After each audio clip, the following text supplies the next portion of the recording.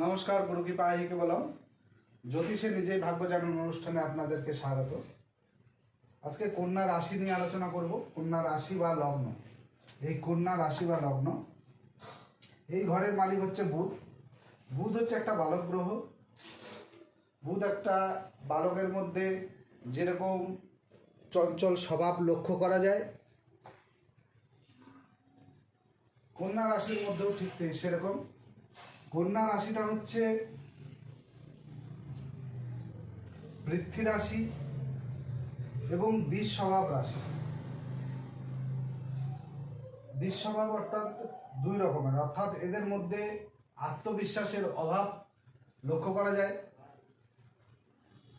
এবং বুধ একটা কৌশলগত গ্রহ হওয়ার কারণে বুধের মধ্যে কিন্তু বা কন্যা রাশির লগ্ন বা রাশির বা লগ্নের যারা জাতক আছেন তাদের মধ্যে কিন্তু কৌশল, তারা যে কোনো কাজ করে সেটা কৌশলকে অবলম্বন করে করে।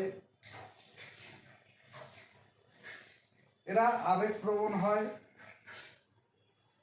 এরা সঙ্গীত চিত্রকলা পছন্দ করে, বুদ্ধিমান হয়, এদের মন সবসময় অ্যাক্টিভ থাকে, এদের উচ্চতা মাঝারি হয়, বুক চওড়া হয়, নাকটা সোজা হয়, গাল বড় হয়। যুবক বয়সে এরা এদের বুদ্ধির প্রভাব খাটিয়ে মানুষের কাছে খ্যাতি লাভ করে।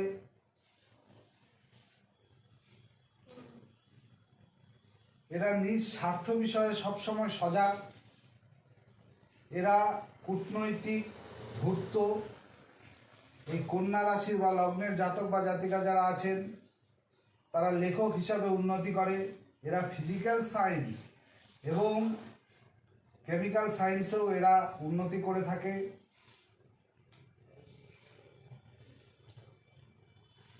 এরা স্নায়ুজনিত বা প্যারালাইসিস সংক্রান্ত সমস্যায় ভোগে। এই হচ্ছে এদের বিষয়, অর্থাৎ কন্যা লগ্ন বা বুধ।